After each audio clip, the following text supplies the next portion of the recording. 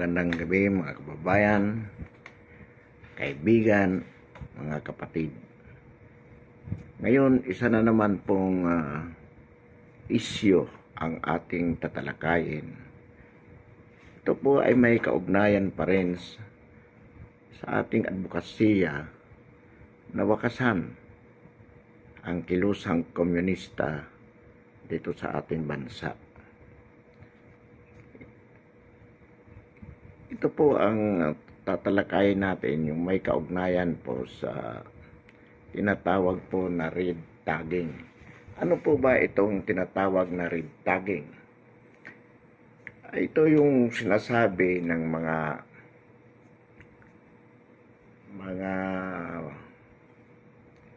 tinagurian ng ating pamahalaan na mga makakaliwang grupo. Halimbawa po dyan, yung Bayan Muna, Gabriela, Anak Bayan, Kabataan Party List, Kabaka, Samahang Magbubukid ng Pilipinas, KMU, at iba pa. Nakilala po ng mga kaalyado ng Partido Komunista sa Pilipinas. At kasama din dyan yung mga kilalang personalidad. Katulad po, halimbawa,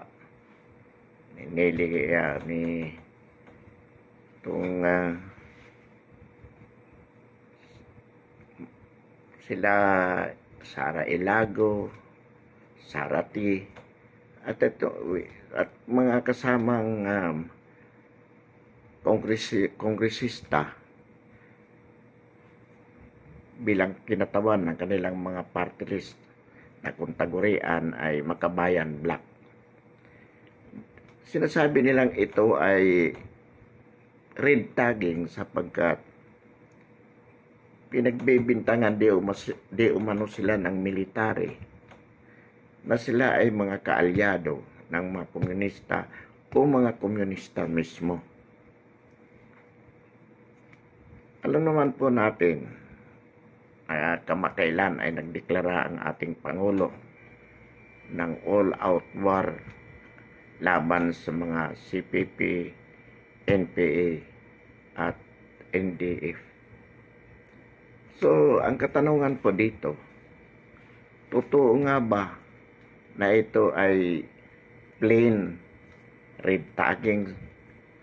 Ibig sabihin, ito ay mga bintang lamang sa mga nabanggit na personalidad at organisasyon na sila ay kaalyado ng mga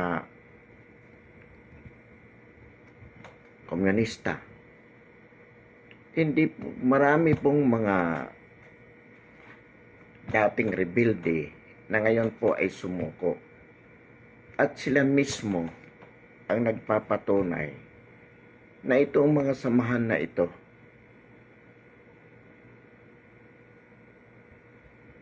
katulad po ng Kabataang Makabayan, LFS, National Union for Students. So ito po itong mga dating rebelde po na sumuko sa pamahalaan. By their personal knowledge, sila po nagpapatunay na ito ay mga kaalyado sapagkat sila mismo ay galing sa mga samahang ito na na-recruit bilang mga NPA, kadre, at mga leader ng kanilang samahan. Na ayon nga po sa kanila, hindi ka magiging nominee sa mga party list na ito kung hindi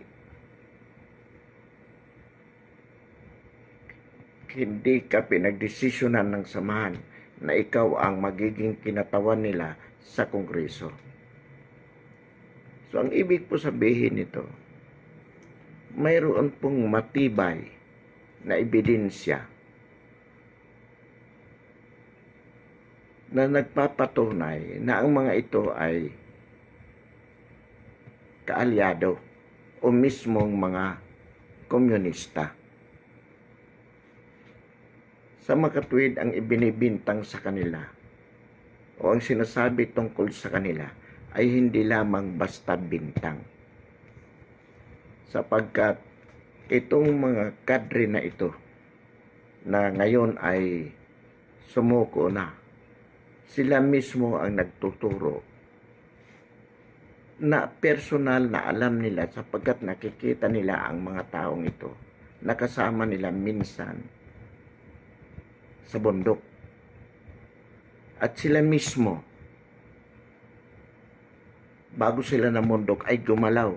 O habang namundok sila, nasa bundok, isa sa kanilang mga assignment ay gumalaw dito sa universidad upang mag-recruit ng mga estudyante. At ayon nga po sa kanila, sa loob lamang ng 3 taon, sabi po ni Ka Eric halimbawa, at pinatutunayan din po ito ng ibang mga sumuko na rin.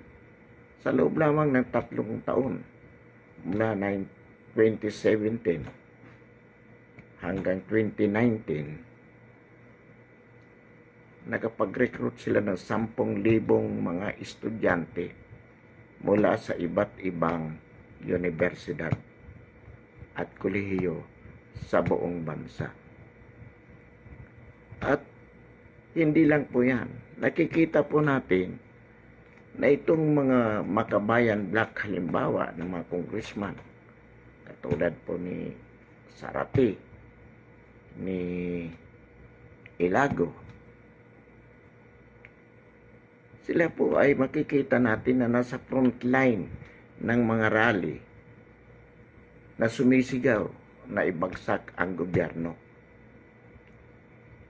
Sila po mismo, kitang-kita po natin yan. So, ang ibig po sabihin nito, hindi lamang ito basta bintang. Ngayon, ang sinasabi po na halimbawa po ni Nelly Colmenares, bakit hindi po sila ang ILCAC? Ito po yung ahensya ng gobyerno na naatasan, nawakasan ang digmaan laban sa mga komunista. Ang sinasabi po ng abogadong ito na si Nelly Colmenares, siya din po ay naging congressman bilang chairman ng party list o kinatawan ng party list ng Bayan Muna. Ang sinasabi po niya bilang isa sa kanilang mga abogado na kung mayroong matibay na ebidensya laban sa kanila, bakit hindi sila sampahan ng kaso at sa korte ito pag-uusapan para doon mapatunayan kung talagang totoo ang sinasabi ng mga ex-rebel na ito na siyang nagpapatunay na sila nga ay mga komunista. Well, wala naman pong masama sa sinasabi niya. Tama po yun. Ang problema lamang po kung ito ay nasa korte na. Una po dyan, pag ang kaso ay nasa korte, bawal pag-usapan. Kasi mayroon pong tinatawag sa korte na sub judice, na kung saan kapag ang kaso ay nililitis, pwede pong ipag-utos ng husgado na huwag itong pag-usapan sa publiko, sapagkat maaring maka-impluwensya sa desisyon ng korte. Kung magkagayon po, hindi na ito, alam naman po natin ang kaso matagal, lalo na po ito criminal case. So, una po dyan, kapag isinampa ang kaso sa korte, hindi na po ito mapapag-usapan ng publiko. Hindi po pwedeng pag-usapan sa social media. Ano po ang negatibong epekto sa bahagi ng pamahalaan at sambayanan? Maitatago po, hindi maibubulgar ang mga kasamaan na ginagawa ng mga samahang ito upang isulong ang maitim na balak ng Partido Komunista dito sa Pilipinas at ang mga kilos sa mga gawaing terorismo na inilulunsad ng NPA. So, maililihim po sa publiko. Una pong negatibong epekto yan. Hindi katulad ngayon na ito ay naibubulgar sa buong mundo, sa sambayan ng Pilipino. Hindi po nila maitatago. Ngayon, kung sasabihin nila, ay nakakasira ito sa kanilang pagkatao. Ay kung nakakasira sa kanilang pagkatao, bakit patuloy silang kumakalaban sa gobyerno? Nakikita po naman natin yan. Sigaw sila ng sigaw na ibagsak ang gobyerno, patalsikin ang Pangulo. Isa pa rin pong matibay na ebidensya tungkol yan. Ang mga nanay na kumikilos na rin ngayon, na kung saan ang kanilang mga anak nag-aaral sa mga universidad, ay na-recruit po at naging NPA. By their personal knowledge, nangyari po ito. At ngayon, lumalabas sila upang ipahayag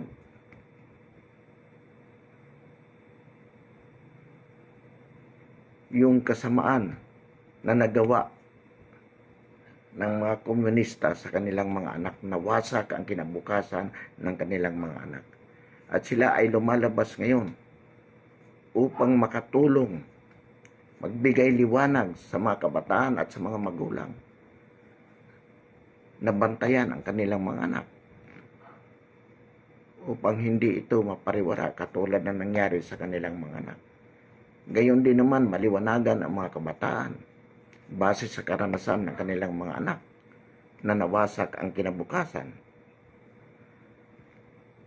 Kung ito po ay nasa pag-usapan sa korte, hindi po makakagalaw ang mga magulang na ito. So, isa din pong negatibong epekto yan. Pangalawa, alam po naman natin sa korte, ang isang testigo, halimbawa po si Kaere, kung nasa witness stand po yan, hindi po siya pwedeng magkwento ng malaya ayon sa base sa katotohanan dulot ng kanyang karanasan, sapagkat pwede lang siyang magsalita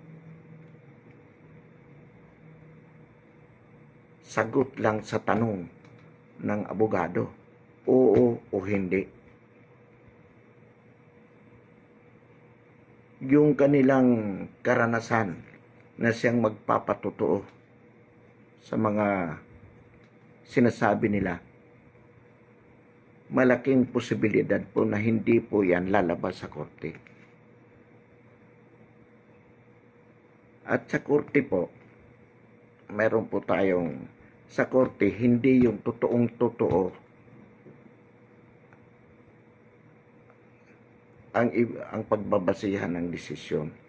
Kung ito nga may kasalanan o sila nga ay komunista o hindi. Sapagkat ang pinagbabasihan sa korte, yung sinasabing judicial truth, hindi yung real truth. Ang judicial truth, iyon yung totoo na napatunayan sa korte. And the court decision will be based on the judicial truth which has been proven during the trial. By technicality of the rules, pwede pong hindi lumabas kung ano talaga ang totoo.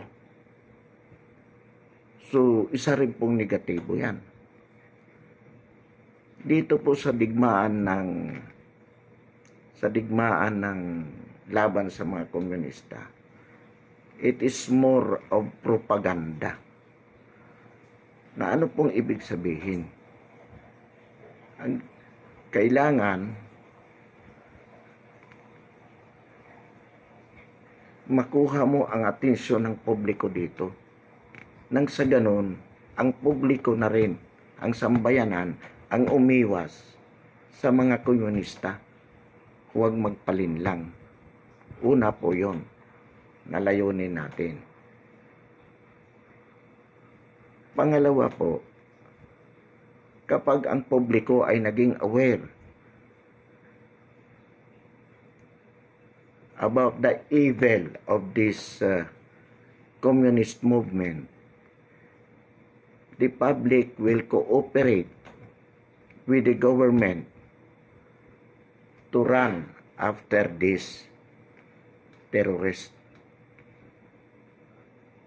So in other words, mas mahalaga po ang propaganda dito.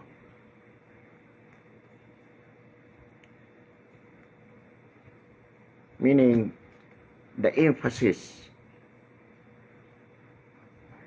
that we have to resort on this war is more of propaganda kaysa barilan ng barilan. Kung ang usapin ay dadalhin po sa korte, hindi na po magkakaroon ng ganito ka lawak na propaganda o awareness tungkol po sa mga negatibong aspeto o sa kasamaan ng mga organisasyon na ito na kaalyado ng mga komunista. This is more of the preventive aspect, raising the awareness among the people, especially the youth, to avoid joining these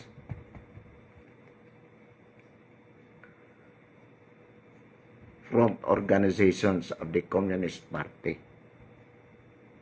And the only way to do it is awareness among the public or awareness of the public with respect to the evil of the communist movement. Ito po ang mahalaga dito. Which cannot be achieved kung ito po ay dadalhin sa korte. So, at the moment, mas advantage po ito sa pamahalaan. Nakikita din po ito. Halimbawa po ni Nelly Colmenares being a lawyer. Nakikita niya po yan. Kaya, lagi nilang sinasabi na kung totoo, may ebidensya kayo, bring it to court. Hindi yung panay bintang kayo, red tagging. Another thing po, yung tungkol naman po dito sa Makabayan Black, na kasalukuyan pa rin nasa mababang kapulungan. hindi ginagalaw ni Speaker Velasco. On the contrary, ang sabi niya, ihinto na itong mga red tagging na ito. Ang sinasabi po natin dito, by the way, ang ILCAC po, mas malawak po ito na ahensya. Hindi lang ito sangay ng sandatahang lakas. Ito po ay binuo ng Pangulo upang labanan ang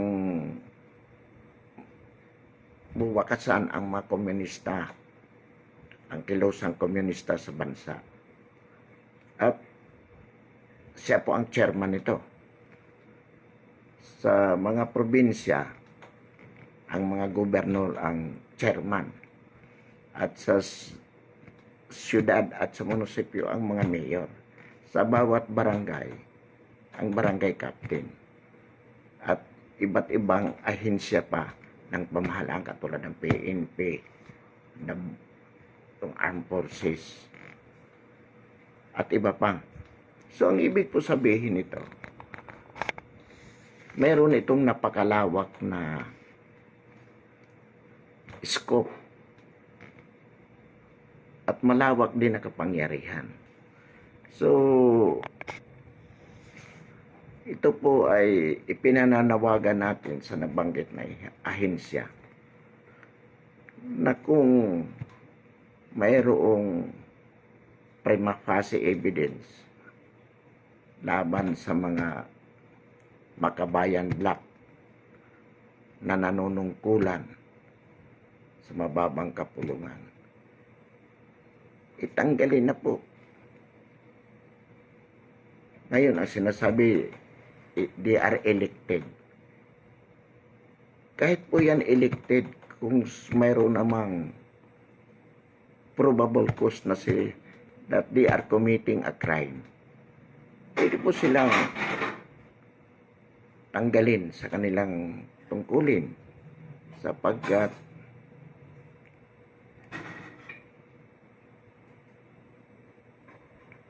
yan naman po ay nasa batas na kapag ikaw ay nakagawa ng krimen, pwede nga tanggalin as a public servant.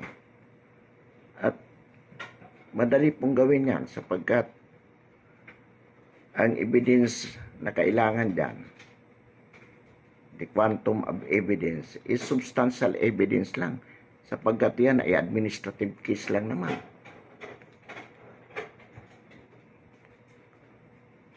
So, atin pong ipinapanukala yan na tanggalin.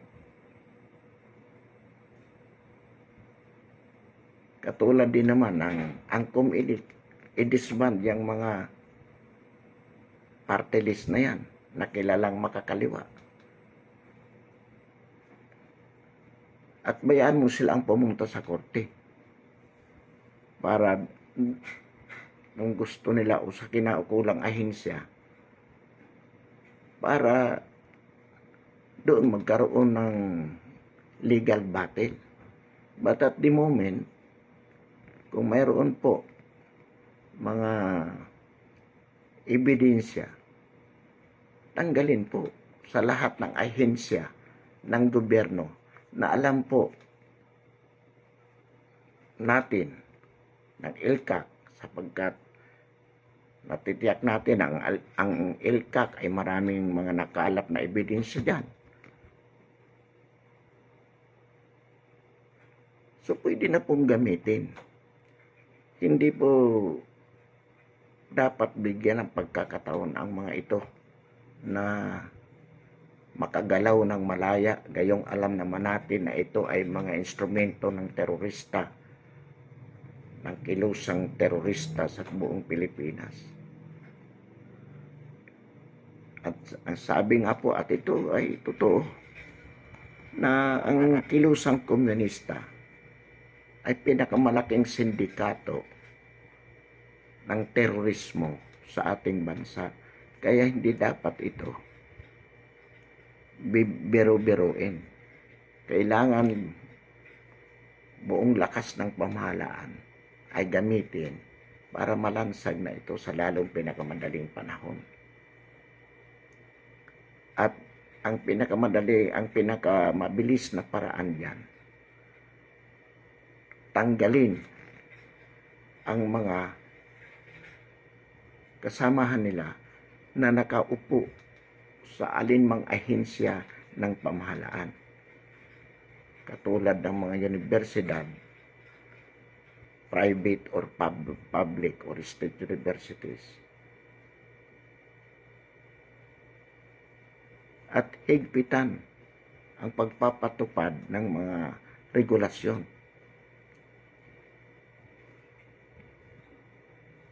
We should not allow the students to join these leftist organizations under the guise of academic freedom.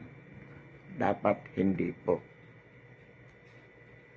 Kailangan dito gamitin ang kamay na bakal ng presidente. Kung kailangan magdeklara ng emergency, state of emergency, para magkaroon ng emergency powers ang presidente. Kaya nga nung kapanahonan ni Marcos, si Marcos ay nagdeklara ng martial law para madaling mahuli ang lahat ng mga pinaghinalaan ng mga komunista.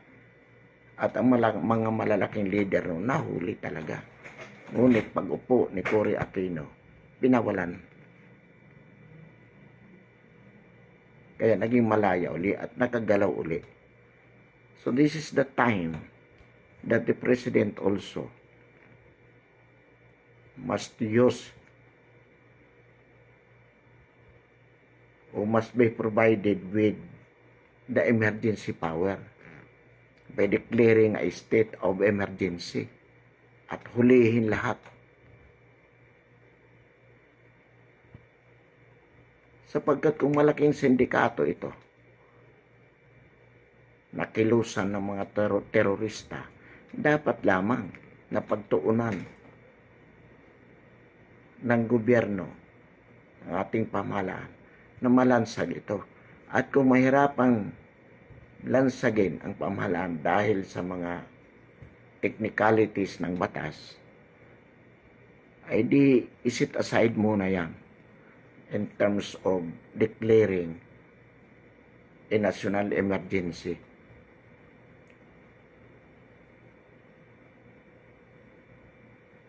Using the anti-terrorism law. Total naman sa ngayon, wala pa namang injunction.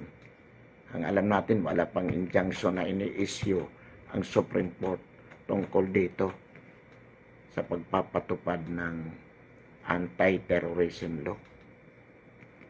Kaya nga itong mga makakaliwa na ito, itong mga leftist organizations na ito, galit na galit sila. Ayaw na ayaw nila dito sa anti-terrorism law. Sapagkat alam nila na hindi sila makakagalaw ng husto sapagkat mas magiging madali para sa gobyerno o sa pamahalaan ang sila ay hulihin.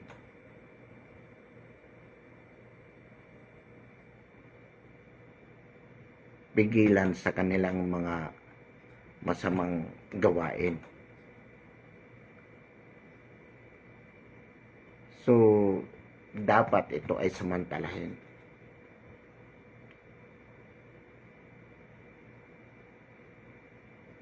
Binabati po natin at inaanyayahan din ang mga magulang na ituloy po ang kanilang paglulunsad ng pagmumulat sa mga magulang at kabataan tungkol sa naging masamang karanasan ng kanilang mga anak na nag-aaral sa universidad ngunit nasira ang kinabukasan sapagkat nahikayat na sumapi sa mga NPA. So ang samahan po ng mga magulang na yan na aktibong kumikilos, sila po ay ating binabati at pinasasalamatan.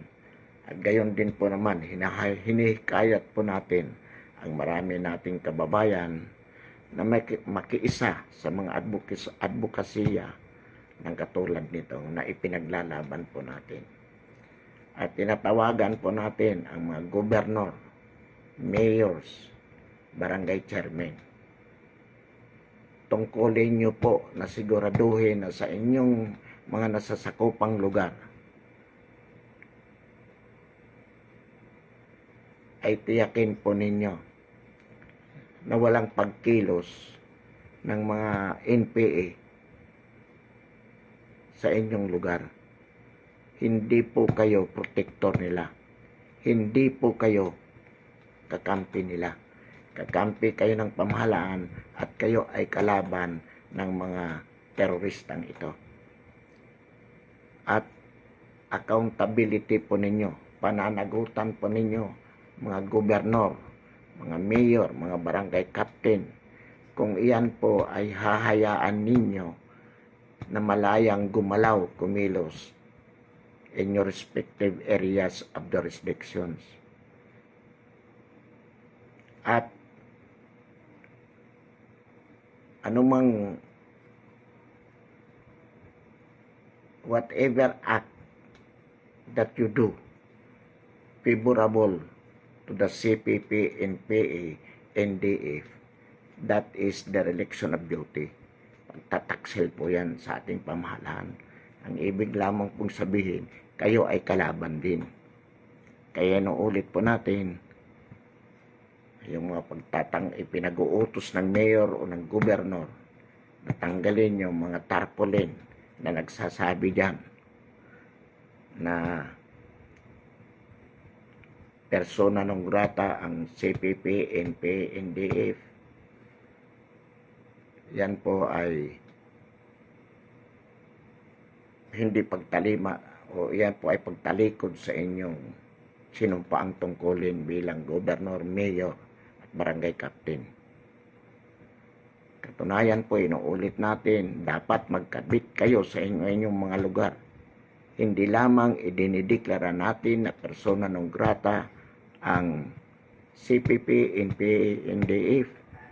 Sa halip, ideklara po, ipaalam sa publiko sa pamamagitan ng mga tarpaulin na sila po ay terorista ayon sa deklarasyon mismo ng ating Pangulo.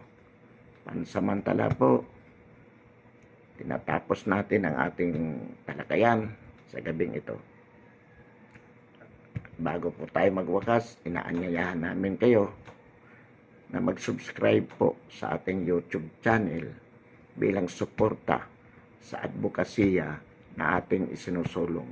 Muli, magandang gabi at maraming salamat.